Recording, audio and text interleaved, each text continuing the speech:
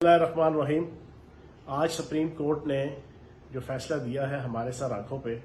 supreme court जो है वो पाकिस्तान का एक सबसे आला इंसाफ फराहम करने वाला अदारा है, लेकिन काश जिस जल्दी के साथ इन्होंने इस इशू के ऊपर अपना फैसला सुनाया, इसी तरह जो हम आइन की धज्जियां उड़ाने पे, फ्लोर क्रॉसिंग करने पे ओपनली और ब्लंटली और 63A आर्टिकल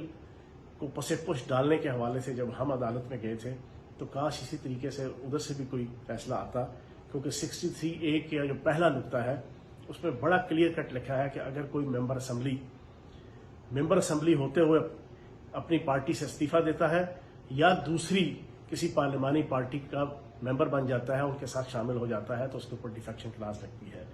वफाक के अंदर और सूबा पंजाब के अंदर खुले आम लोगों के ज़मीर, लोगों के जहन